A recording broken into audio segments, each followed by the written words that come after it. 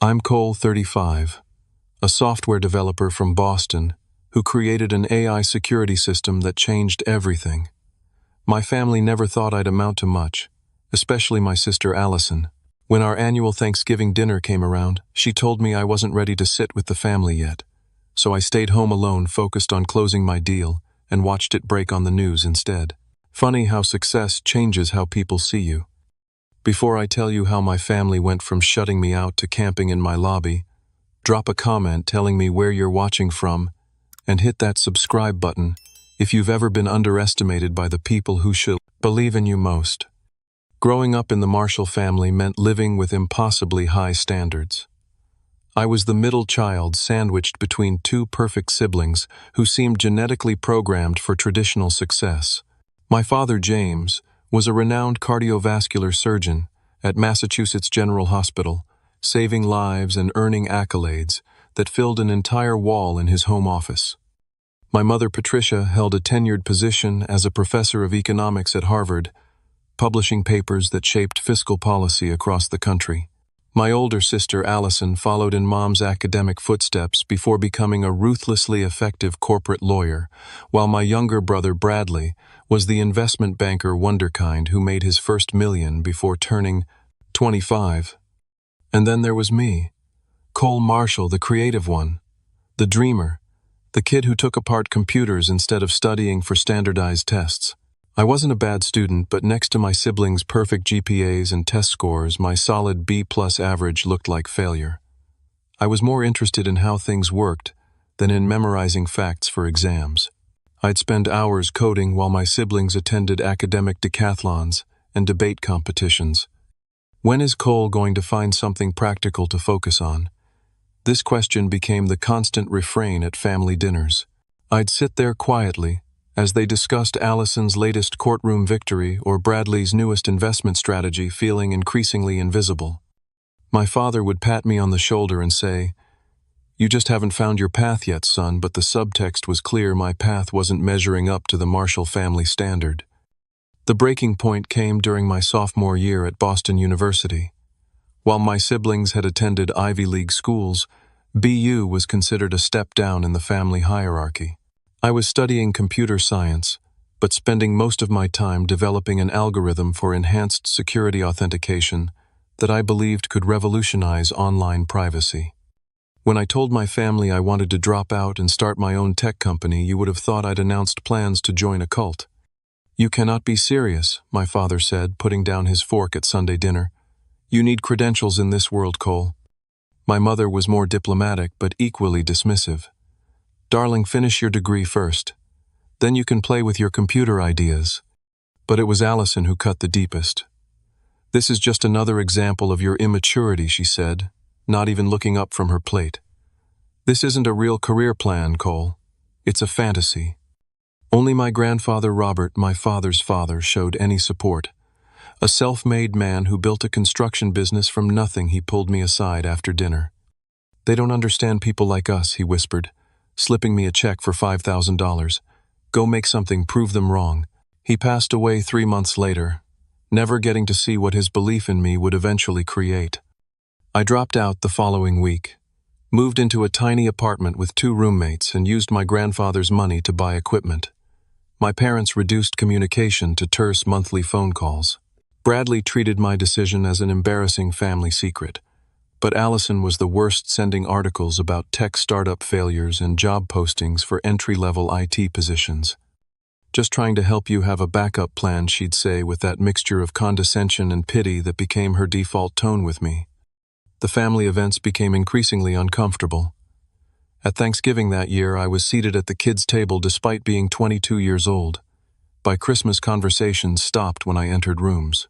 My projects in progress were never deemed important enough to discuss alongside Allison's law firm partnership track or Bradley's portfolio performance. The pattern continued for years. As my family climbed higher in their prestigious careers, I was systematically excluded from their narrative of success. Holiday invitations became conditional on not discussing my hobby, as they called my business. Family photos mysteriously featured everyone but me. When my grandmother had her 75th birthday celebration, Allison called to tell me the dress code was successful professional. When I arrived in my best suit, she took one look at me and said I meant successful by normal standards, Cole, not startup casual. I ended up in none of the official family photos that day. By the time I turned 30, the pattern was set. I was the family's cautionary tale, the example of potential squandered. What they didn't know was that their rejection had only hardened my resolve to succeed on my own terms. The first 3 years after leaving college were brutal. Boston winters feel especially cold when you're choosing between heating your apartment and buying server space. I worked as a barista in the mornings, did freelance coding projects all afternoon, and developed my security software deep into the night. I slept on an air mattress that slowly deflated through the night, leaving me essentially on the hardwood floor by morning. My roommates eventually moved out, unable to tolerate my around-the-clock work schedule and the constant ramen smell. I couch-surfed for months, carrying my laptop and a backpack of clothes from friend to friend, until everyone's hospitality wore thin. It was during this low point, sleeping in a 24-hour coffee shop and pretending to work while actually catching naps, that I met Marcus Reed. He caught me closing my eyes for too long, and instead of reporting me to management, he sat down and asked what I was working on. Marcus had just sold his small web development company and was looking for his next project. Unlike my family, he actually listened when I explained my vision for an AI-driven security system that could recognize patterns invisible to traditional security protocols. Where they heard fantasy, he heard potential. "You're thinking 5 years ahead of the market," he said, eyes wide, after I showed him my prototype. "This could change everything." 2 weeks later, we were business partners, working out of his spare bedroom with a whiteboard, 2 laptops, and endless determination. Marcus invested $70,000 to get us started enough to register the company, file preliminary patents, and create a functioning demo. But our first real venture, SecureCore, failed spectacularly after 18 months. We misjudged the market timing, launched too early with too many bugs, and burned through our capital before gaining traction. Marcus was undeterred. "Edison failed thousands of times before the light bulb," he reminded me as we packed up our small office. "We just found one way that doesn't work." Our second attempt was more focused. We named it Quantum Lock and concentrated solely on developing the AI aspect of the security system. We lived on instant noodles and worked out of a shared workspace where we could only afford to rent desk space 3 days a week. The other days we worked from public libraries or any coffee shop with free Wi-Fi and lenient policies on how long customers could stay. The algorithm was revolutionary, but convincing anyone to invest proved nearly impossible. Venture capitalists would listen politely before explaining that our goals were too ambitious, our team too small, our experience too limited. "Come back when you have more traction" became the standard rejection. After 37 failed investment pitches, we were nearly ready to give up. Our personal savings were depleted, and Marcus had already taken out a second mortgage on his condo. We gave ourselves 1 month to find funding before we would have to shelve the project and find regular jobs. That's when Rachel Kim entered our story. A partner at Horizon Ventures, she specialized in high-risk, high-reward tech investments. Unlike other VCs who sent junior associates to our pitch, Rachel came herself and asked questions that showed she truly understood what we were building. "Everyone else is thinking about fixing today's security problems," she said after our presentation. "You're preventing tomorrow's. That's where the real value island." Rachel invested $1.5 million for a 15% stake in Quantum Lock. It wasn't the largest seed round in Boston's tech scene, but it was enough to rent real office space, hire 4 key employees, and give ourselves actual salaries for the first time in years. Dominic Alvarez joined as our lead engineer, a coding genius who could translate my theoretical algorithms into functioning code faster than anyone I'd ever met. Sophia Washington came aboard to handle marketing and business development, bringing connections from her years at larger tech firms. With a real team in place, Quantum Lock began to gain momentum. Our first client was a small regional bank, looking for enhanced security after a minor breach. The implementation wasn't perfect, but our system caught several intrusion attempts that their traditional security had missed. Word began to spread in financial circles. By year 3, we had 27 clients, mostly small to mid-sized financial institutions, and a few healthcare companies with sensitive data concerns. We were profitable, though, just barely, and beginning to draw attention from industry publications. An article in Tech Innovator called our approach potentially revolutionary and placed us on their companies to watch list. I sent the article to my family, hoping for some acknowledgement. My mother replied with a brief, "Congratulations." My father said nothing, and Bradley sent back, "Nice write-up, bro," which was actually progress for him. Allison's response was typically, "Allison, interesting small start. Let me know when Fortune or Wall Street Journal covers you." Despite the continued family skepticism, we were gaining legitimate industry recognition. Security Tech Summit invited me to speak on an innovation panel. Our system prevented a major data breach at a client's company, saving them potentially millions in damages, and yielding our first genuine case study. Most significantly, we began preliminary conversations with Global Tech, one of the largest technology corporations in the world. Their head of security had seen our presentation at a conference and reached out about potential applications for their cloud services division. It was early discussions, but even getting in their door was a massive validation of our approach. As Thanksgiving approached in our 4th year of operation, Quantum Lock stood at a precipice between remaining a promising startup and becoming a genuine industry player. The Global Tech deal, if it came through, would transform everything. I was working 16-hour days finalizing our proposal, refining the technology, and preparing for what could be the most important business meeting of my life. For the first time in years, I felt I had something that might actually impress my family. Something that even they couldn't dismiss as a hobby or a phase. Something that might finally earn me a place at the adults' table. The Marshall family Thanksgiving was an institution, a carefully choreographed event that showcased our family's accomplishments as much as my mother's culinary skills. The dining room would be immaculately decorated, the conversation curated to highlight professional achievements, and the seating arranged to reflect the current family hierarchy. As November approached, I found myself actually wanting to attend for the first time in years. Quantum Lock was on the verge of something big, with the Global Tech negotiations progressing well. I had genuine accomplishments to share, metrics and milestones that even my statistics-obsessed family might appreciate. I called my mother on a Sunday afternoon 2 weeks before Thanksgiving. She sounded surprised to hear from me, as our communication had dwindled to obligatory birthday calls and the occasional text message. "Cole, what a nice surprise," she said, her voice carrying that slight hesitation that suggested she was waiting for bad news or a request for money. "Hi, Mom, I was calling about Thanksgiving. I'd like to come this year." There was a pause, the sound of papers shuffling. "Oh, well, we're doing the usual time, 3 o'clock. Your Aunt Catherine and Uncle Thomas will be there with the cousins." "Great," I said, encouraged by the lack of immediate rejection. "I've got some exciting news about the company. We're in final negotiations with Global Tech for a major implementation of our security system." "That sounds promising," she said, her tone warming slightly. "Your father will be interested to hear about that. He just started using one of those password manager things for his patient files." It wasn't exactly enthusiastic support, but it was more positive engagement than I'd received in years. We chatted for a few more minutes, and she even asked some basic questions about how the business worked.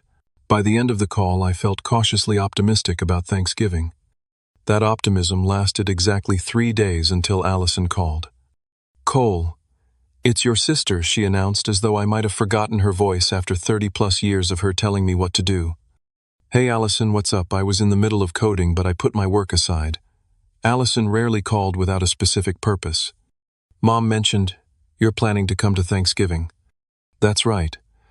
The company's doing really well, and I thought it would be nice to reconnect with everyone." I tried to keep my tone light, collaborative. "About that," she said, her lawyer voice in full effect, "I don't think it's a good idea this year." "What? Why not?" "Well, Franklin will be there." Franklin was her husband, a tax attorney with the personality of dry toast. And he's bringing his boss and his boss's wife. Bradley's also bringing his new girlfriend, Hannah, whose father is the dean of finance at Wharton. It's going to be a very professional gathering. I felt the familiar tightening in my chest, the same sensation I'd experienced at countless family events where I was treated as an embarrassing anomaly.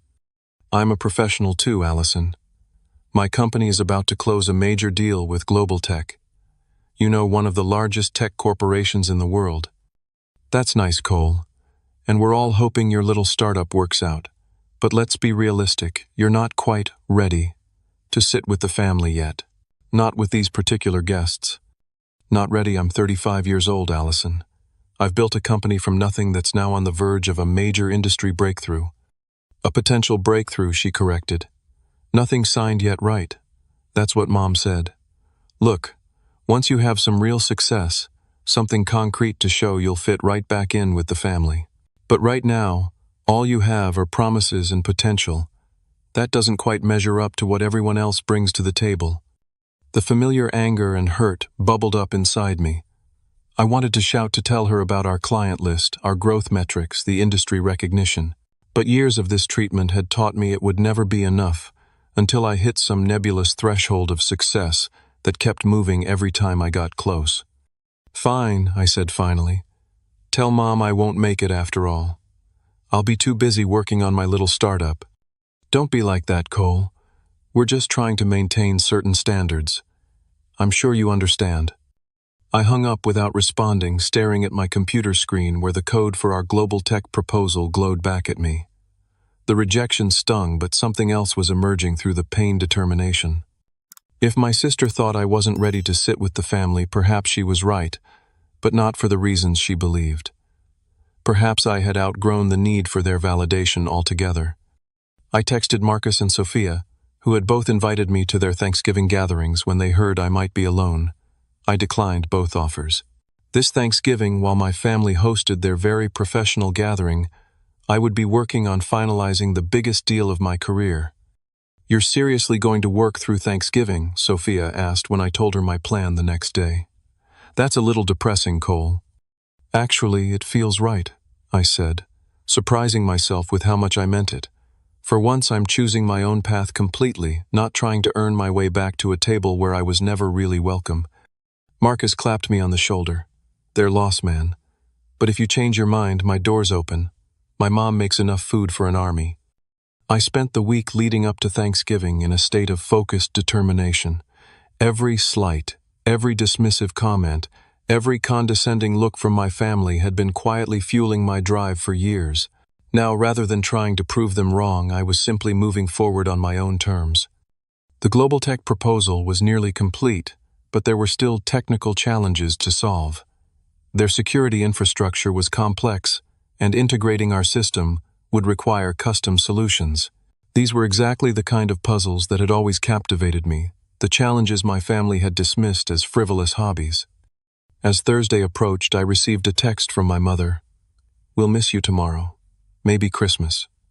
It was a peace offering of sorts, but the implied conditionality was clear.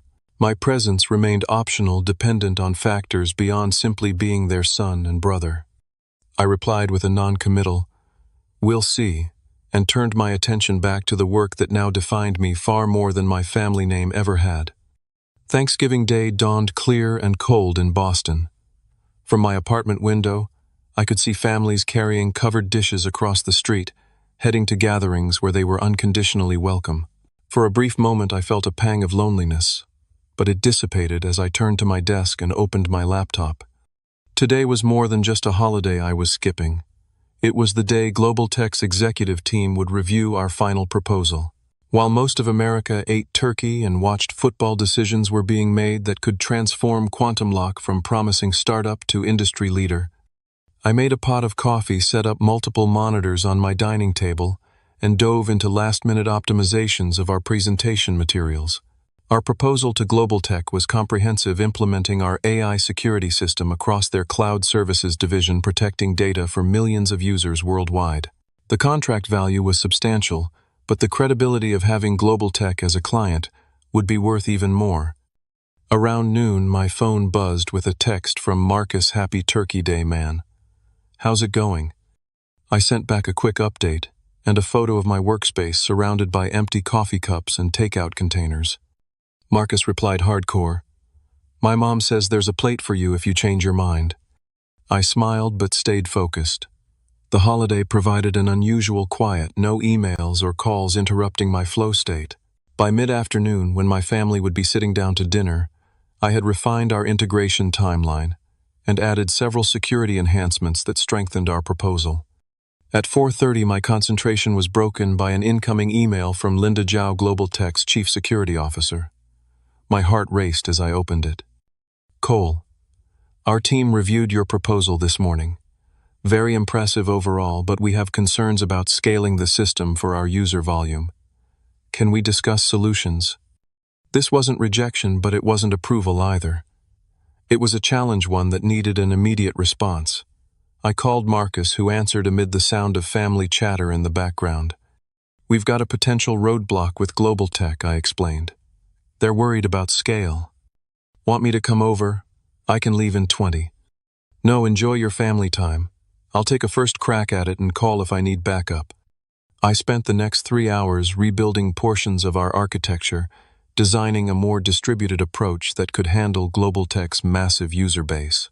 As the evening wore on, I lost track of time, fully immersed in solving the puzzle before me. At 9:15, my phone rang. It was Rachel Kim, our investor. Shouldn't you be in a turkey coma right now? I asked. I could ask you the same thing, she replied. I just got a call from my contact at Global Tech. They said you sent over revised architecture specs an hour ago, on Thanksgiving evening. They're impressed with the responsiveness. Did they say anything about the technical solution? They're reviewing it now. Their team actually went back to the office after dinner to look at it. That's a good sign, Cole. Very good. After hanging up, I paced my apartment, too anxious to sit still. This was the culmination of years of work, of believing in something no one else could see. If the deal went through, it would validate everything.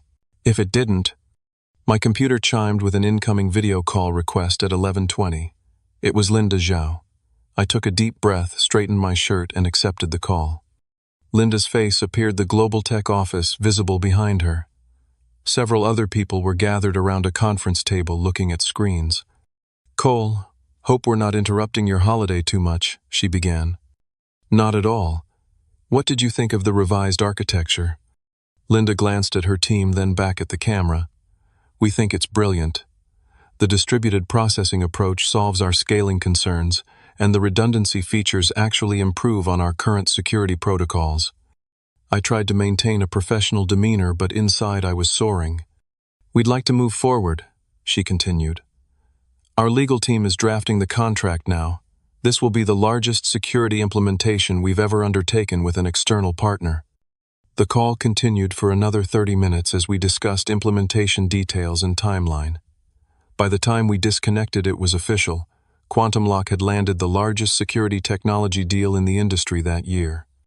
I sat in stunned silence for several minutes after the call ended. Then I did something I hadn't done in years. I cried.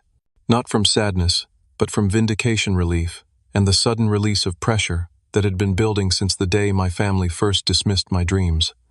At midnight, as Thanksgiving officially ended, my doorbell rang. Marcus stood there holding a bottle of champagne, grinning widely. Rachel called me, he explained. Said we had something to celebrate. We popped the champagne, drinking straight from the bottle like the broke startup founders we'd once been. Marcus raised a toast to the guy who skipped Thanksgiving dinner and landed the biggest deal of the year instead. Later, as Marcus was leaving, he paused at the door. Are you going to call your family? Tell them about the deal. I considered it for a moment. Number. The announcement goes public tomorrow morning. They can find out along with everyone else. Marcus nodded, understanding the years of context behind that decision. Well, I'm proud of you, man. You built something real, something important. After he left, I sat by my window looking out at the quiet post-holiday street. Somewhere across the city, my family was sleeping in their elegant homes, unaware that by morning my name would be appearing in business news headlines nationwide. For the first time in my adult life, I didn't need their approval or recognition. I had built my own table, and it turned out to be larger and more significant than theirs had ever been. I woke the next morning to the insistent buzzing of my phone. Disoriented and still wearing yesterday's clothes, I fumbled to silence the noise without checking who was calling. The digital clock on my nightstand read 6:15 far earlier than I typically started my day. The phone immediately began buzzing again. This time I glanced at the screen. Marcus was calling, which was unusual this early. I answered groggily. "Dude, turn on the news right now," he said without preamble. "Channel 7. "What, why?" I asked, stumbling toward the living room. "Just do it. Trust me." I switched on the television and found the local morning news. To my shock, my own face was on the screen alongside the Quantum Lock logo. The caption below read, "Boston Tech Startup Lands Historic Deal with Global Tech." The news anchor was mid-sentence, estimated to be worth over $120 million, making it the largest security technology acquisition in industry history. Quantum Lock, founded by Boston native Cole Marshall, will implement their artificial intelligence security system across Global Tech's entire cloud infrastructure. "What the hell?" I muttered into the phone. The press release wasn't supposed to go out until 9. Global Tech jumped the gun. Marcus explained, his voice brimming with excitement. Their CEO announced it during a pre-market interview on Bloomberg. "It's everywhere, man. TNBC, Fox Business, Wall Street Journal, online. We're trending on Twitter." I sank onto my couch watching as the news segment continued, showing B-roll footage of our office building and stock photos of cybersecurity concepts. They cut to a brief clip of Linda Zhao praising our technology as revolutionary and years ahead of conventional security approaches. "This is insane," I said, still processing. "Check your email and messages," Marcus suggested. "I bet they're blowing up." He was right. When I looked at my phone, I had 73 new emails, 47 text messages, and countless notifications from LinkedIn, Twitter, and other platforms. Industry contacts, former colleagues, old friends, and complete strangers were all reaching out, congratulating me, or seeking connections. As I scrolled through the messages, my phone rang again. This time it was my mother. I hesitated before answering, unsure of what to say after yesterday's rejection. Finally, I accepted the call. "Cole." My mother's voice had a quality I'd rarely heard before: uncertainty. "Hi, Mom. We just saw you on the morning news. Your company, this deal with Global Tech, is it really worth over $100 million? $127.5 million to be exact," I replied, a small part of me enjoying the shock value of the number, plus implementation fees and a 5-year service contract. There was silence on the other end. Then what sounded like my father's voice in the background asking questions. "Your father wants to know if this island, real, if it's definite." The contracts were signed last night. The announcement went out early this morning. So yes, it's very real.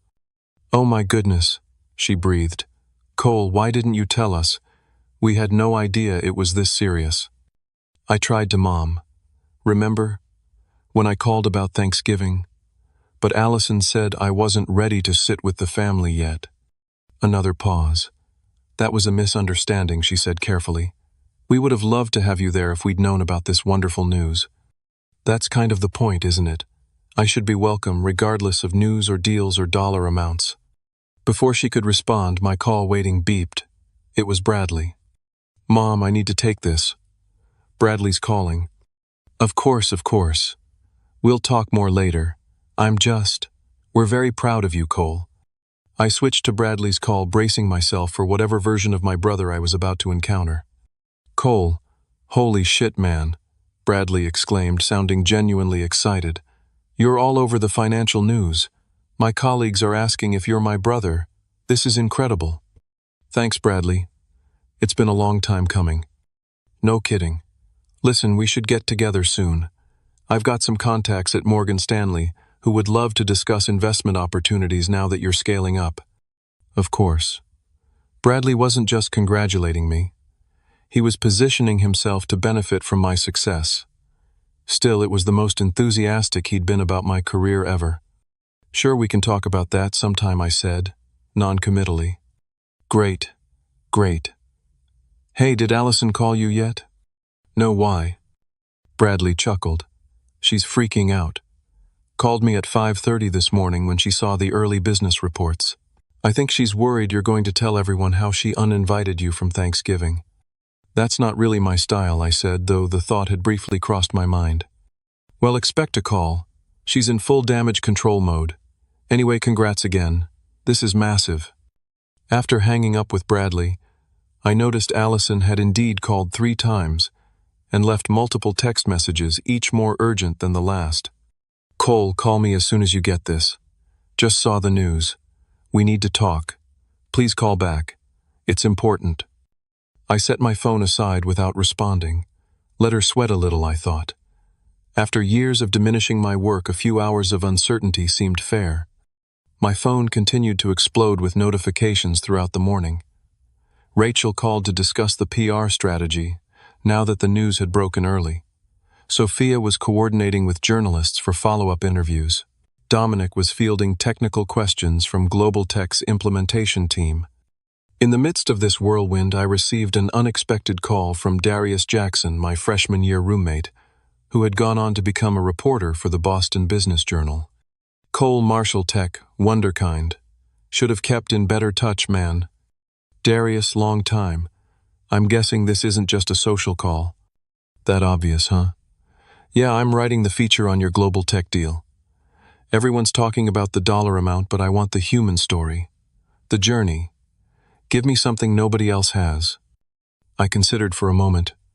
How about this yesterday, while I was finalizing this historic deal, my own sister told me I wasn't successful enough to attend family Thanksgiving. Darius whistled. That's cold, and perfect for my angle. Mind if I use that? I hesitated, then decided against it. Actually, let's keep family out of it. Focus on the technology and the business challenges instead. Your call. But that would have made one hell of a lead. By noon, I finally returned Allison's call more out of curiosity than obligation. Cole, thank God, she answered immediately. I've been trying to reach you all morning. I've been busy. Lots of press and industry calls about the deal. Yes, the deal. It's impressive. Truly. I had no idea things had progressed to this level. That's because you never asked Allison. None of you did. She sighed heavily. I may have been hasty in my assessment yesterday about Thanksgiving. It was poor judgment on my part. This was as close to an apology as Allison Marshall had ever given anyone. Under different circumstances, I might have savored it more. Instead, I felt strangely detached. Water under the bridge, I said. Was there something specific you needed? Actually, yes. The family is getting together tomorrow for lunch at Dad and Mom's. We'd very much like you to join us.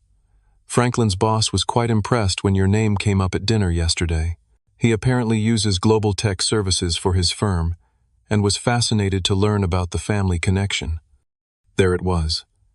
Not an invitation based on familial love or genuine interest in my life, but on what social capital my sudden success could provide.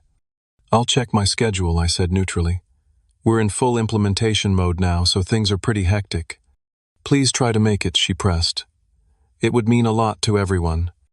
After ending the call, I stood by my apartment window watching people on the street below going about their normal Friday activities, unaware that my life had transformed overnight. The familiar Boston skyline looked different somehow, as if the buildings had shifted slightly while I slept. It wasn't the city that had changed, of course. It was me, and more importantly, how the world perceived me. I turned back to my laptop where emails continued to pour in. Among them was a message from Darius' subject line, "Just saw this." He had attached a link to a business forum where someone had posted Quantum Lock CEO Cole Marshall was reportedly working through Thanksgiving to close the Global Tech deal, while his family celebrated without him. Talk about dedication. The story was already taking on a life of its own. By tomorrow, who knew what narrative would emerge? One thing was certain. I wasn't the same invisible middle child anymore. For better or worse, I was now Cole Marshall Tech success story. And my family, who couldn't make room for me at their Thanksgiving table, would be dealing with that new reality very soon. Saturday morning arrived with clear skies and a crisp November chill. I had spent most of Friday fielding press inquiries, reassuring clients that the Global Tech deal wouldn't affect their service and beginning preliminary implementation planning with Linda's team. I had deliberately avoided giving Allison a definitive answer about the family lunch, partly because I genuinely was busy, but also because I needed time to decide how I wanted to handle this new dynamic with my family. In the end, I chose to focus on work. Quantum Lock's offices were typically closed on weekends, but today the core team was coming in to strategize our next steps. Success brought its own challenges. We needed to scale our operations, quickly hire additional staff, and ensure we could deliver on the promises we'd made to Global Tech. I arrived at our building around 8:30 earlier than the rest of the team. The security guard in the lobby nodded with new respect as I passed, clearly having seen the news. Our office occupied half of the 12th floor in a renovated factory building in Boston's Innovation District with exposed brick walls and large windows overlooking the harbor. As I approached the elevator, the guard called out, "Mr. Marshall, you have visitors waiting upstairs." "Visitors who?" "A family," they said. "4 people. They've been here since 8. I sent them up to your floor's waiting area." My stomach tightened. There was only one family this could be. When the elevator doors opened on the 12th floor, I immediately saw them through the glass doors of our reception area. My father standing stiffly by the window, my mother perched nervously on the edge of a chair, Bradley examining our awards wall with his hands clasped behind his back, and Allison pacing while checking her phone. For a moment I considered hitting the elevator button and descending back to the lobby, but they had already spotted me. I pushed through the glass doors, and there was an awkward moment where no one seemed to know the appropriate greeting. My mother rose first, moving toward me with arms outstretched. "Cole, darling, your office is lovely." I accepted her hug, feeling the unfamiliar stiffness between us. "Thanks, Mom. I wasn't expecting visitors today." "We tried calling," my father said, stepping forward to shake my hand formally, but it went straight to voicemail. "I turned my phone off last night. Needed a break from the constant calls." Allison approached next, her expression a carefully constructed mask of sisterly pride. "We thought we'd surprise you. Celebrate your big news in person." Before I could respond, the elevator dinged again, and Marcus stepped out, coffee carrier in hand. He stopped short at the sight of my family. "Oh, sorry. Didn't realize you had company." He looked at me questioningly. "It's fine, Marcus. This is my family. They dropped by unexpectedly." I performed brief introductions, watching as my family registered that Marcus, with his casual attire and relaxed demeanor, was my business partner, the co-architect of our success. "Great to finally meet you all," Marcus said with a pointed emphasis on finally that didn't escape anyone's notice. "Cole's told me so much about you." An uncomfortable silence followed, broken when the security guard approached with a concerned expression. "Everything okay here, Mr. Marshall? These people said they were family, but they're not on the approved visitor list." It was a small thing, but seeing my family, who had always been the ones with authority and status, being questioned about their right to be in my space, shifted something fundamental in the dynamic. "It's fine, Dave. They're with me," I assured him. "Sorry about that," Dave said, turning to my family. "We've had to tighten security since yesterday. Lots of people trying to get in to see Mr. Marshall since the news broke." My father looked surprised at the deference in Dave's tone. My brother seemed impressed, despite himself. Allison's expression was unreadable. "Why don't we go into the conference room?" I suggested, leading them past the reception area into our main office space. Our headquarters wasn't lavish by corporate standards, but it was modern and thoughtfully designed. Whiteboard walls covered with complex diagrams, comfortable workstations, and the glass-walled server room housing. Our development environment all spoke to a successful operation. As we walked, I noticed my family taking everything in, recalibrating their mental image of my hobby. In the conference room with its view of Boston Harbor, we sat around the large table where just days ago we had finalized the Global Tech proposal. Now it was the stage for a very different kind of negotiation. "This is all quite impressive, Cole." My father began gesturing at the office. "You've built something substantial here." "Thank you," I replied simply. "Why didn't you tell us it had gotten this serious?" my mother asked, her tone somewhere between hurt and accusatory. "All these years we thought you were just, well." "Just what, Mom?" I asked quietly. "Just wasting my time, just avoiding real work. just failing to live up to the Marshall family standard. That's not fair, Allison interjected. We were concerned about your stability, your future. This industry is notoriously volatile. So is the stock market, I countered, looking at Bradley. So is the legal profession in a changing economy. Everything has risks. The difference is you never believed mine were worth taking. My father cleared his throat. Perhaps we were too traditional in our thinking, too focused on established paths, but we always wanted what was best for you. Did you? Or did you want what would reflect best on you? The question hung in the air, uncomfortably direct after years of polite evasions and unspoken judgments. Bradley surprisingly broke the tension. He's right, Dad. We were all pretty dismissive of Cole's work. I know I was. He turned to me. That was short-sighted of me, bro. What you've built here is impressive as hell. This unexpected support from Bradley shifted the energy in the room. My mother's eyes welled with tears. We're so proud of you now, Cole, she said, reaching for my hand across the table. So very proud. Now I repeated, withdrawing my hand gently but firmly. That's the operative word, isn't it?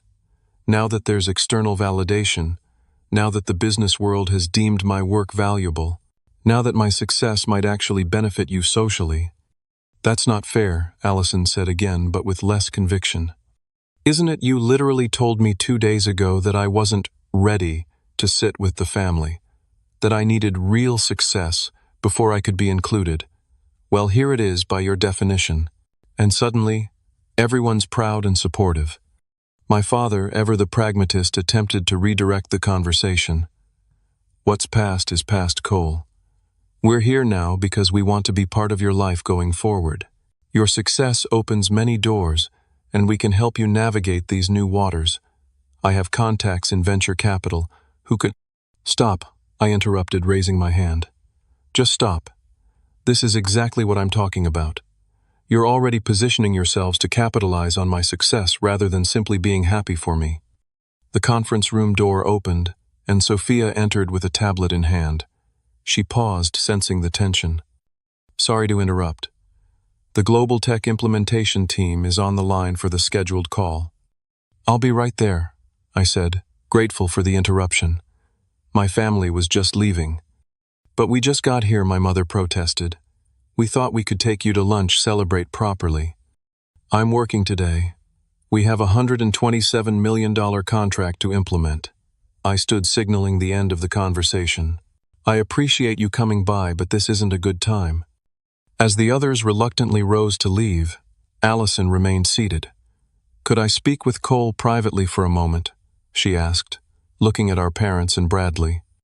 They nodded and filed out, my father already on his phone, probably calling one of those venture capital contacts he'd mentioned. When we were alone, Allison's carefully constructed facade cracked slightly. You're enjoying this, aren't you? Making us grovel after years of being the family disappointment. I'm not making anyone grovel, Allison. I'm just not pretending the past didn't happen. People make mistakes, Cole. We misjudged your potential. We're trying to make amends. Are you? Or are you trying to save face now that your unsuccessful brother is making headlines? She flinched at the directness of the question. For perhaps the first time in our adult relationship, I saw genuine regret in her eyes. Both probably, she admitted with unexpected honesty. Does that make me terrible? It makes you human. But it doesn't erase years of condescension and exclusion. What do you want from us, Cole? An official apology? Public self-flagellation? What would make this right for you? I considered the question seriously. I don't want anything from you, Allison. That's the point you're missing. For years, I wanted your approval, your acceptance. I wanted a place at the family table. Now I realize I've built my own table, and it's actually bigger and more meaningful than the one you were keeping me from. She nodded slowly, absorbing this. So where does that leave us? As a family? That depends on whether you're interested in knowing me as a person, not just as a successful businessman who happens to share your DNA. If you want a relationship with me that isn't based on what I can do for you, or how I reflect on you, I'm open to that. And if we can't offer that, then we'll keep things cordial and distant just as they've been. The only difference is, Now I'm at peace with it. Allison stood smoothing her immaculate pantsuit. You've changed, Cole. And not just because of the money. No, I agreed. The money just made you notice. She extended her hand formally as if concluding a business meeting. Congratulations on your success. Genuinely. I shook her hand, feeling the strange mix of familiarity and distance between us. Thank you. I hope you find what you're looking for, Allison, whatever that might be. As I watched my family leave through the lobby doors below, I felt no triumph or vindication, just a quiet certainty that whatever happened next would be on my terms, not theirs. Marcus approached, standing beside me at the window. Family, huh? Can't live with them. Can't throw them out of your lobby without causing a scene, I finished with a small smile. You okay? I nodded, turning away from the window. Yeah, better than okay. Let's get back to work. We've got an empire to build. 6 months after the global tech deal, Quantum Lock had transformed from promising startup to industry leader. Our staff had grown from 12 to 78. We'd moved to larger offices occupying 3 floors of a downtown high-rise with views of Boston Harbor. Our security system was being implemented across major corporations worldwide, and our company valuation had multiplied several times over. Success brought its own challenges. I was no longer just a coder with a vision. I was a CEO with responsibilities to employees, clients, and investors. The hours were longer, the decisions weightier, but the work remained deeply satisfying because we were building something that mattered. More difficult to navigate was the changed relationship with my family. In the months following our lobby confrontation, we'd established a new dynamic, one built on cautious distance rather than constant validation seeking on my part. My mother made the most genuine efforts to reconnect. She called regularly, asking thoughtful questions about my work and life without the dismissive undertones that had previously characterized our interactions. She'd even taken an online course about cybersecurity basics, saying she wanted to understand my world better. I was wrong about your path, Cole, she admitted during a rare dinner together, just the two of us. I was so focused on what success looked like in my generation that I couldn't see you were creating something new and important. My father maintained a more formal relationship, sending occasional emails with relevant articles about the tech industry or security breaches that might interest me. It was his way of saying he was paying attention now, even if he couldn't quite bring himself to admit how thoroughly he'd dismissed my potential. Bradley surprisingly became something of an ally. Once the initial awkwardness passed, his straightforward business mind appreciated what we'd built at Quantum Lock. He didn't pretend to understand the technology, but he respected the results. We occasionally met for drinks, keeping conversations light and finding common ground in the challenges of leadership. Allison remained the most distant. Our interaction at the office that day had exposed truths neither of us was entirely comfortable acknowledging. We saw each other at occasional family events, but maintained a polite detachment that was probably healthier than the condescension and resentment that had characterized our relationship before. The most meaningful relationships in my life were now with the people who had believed in me when belief wasn't easy. Marcus, who had invested not just money but faith in my vision. Sophia, whose marketing brilliance had helped translate our technical achievements into business success. Dominic, who had coded alongside me during countless late nights. And Rachel, who had seen potential where others saw only risk.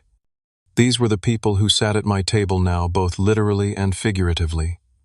We celebrated milestones together, supported each other through challenges, and built something larger than any of us could have created alone. Perhaps the most unexpected development in my post-success life was meeting Natalie Chen, a brilliant data scientist who joined our team to help refine our AI algorithms. Unlike most people I met now, she had no idea who I was when we first encountered each other in the company kitchen at 3 a.m, both of us working late. You look like you need this more than I do, she said, sliding her freshly brewed cup of coffee toward me. Don't we have an intern for coffee runs, I joked. Probably, but interns sleep at night like normal humans. We talked for an hour about algorithms and neural networks and the ethical implications of AI security systems. Not once did she mention the company's valuation or my personal net worth. When she finally asked my name and role, her only response was, "Oh, Well, your security architecture has some interesting vulnerabilities in the authentication protocol. Want me to show you? Natalie valued me for my mind, my ideas, my character, not my success or status. Our relationship developed slowly, built on intellectual respect and genuine connection, rather than the social positioning that had defined so many interactions in my life. Around this time, I also made a decision that surprised many but felt deeply right to me.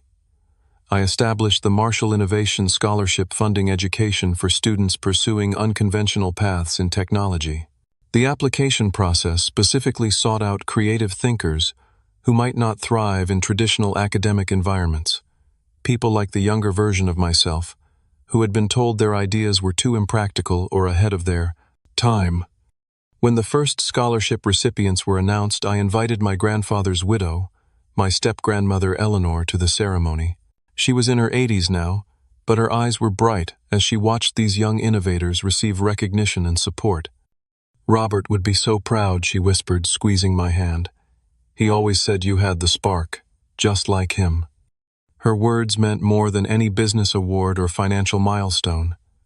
They connected me to the one family member who had seen my potential when it was just potential, nothing more. The corporate culture we built at Quantum Lock reflected these values. We hired for creativity and problem-solving ability rather than credentials. Our team included PhDs alongside self-taught programmers who had never set foot in a college classroom. What mattered was the capacity to think differently, to see solutions where others saw only problems. One afternoon, as I was reviewing architectural plans for our new research facility, Marcus knocked on my office door. "Got a minute?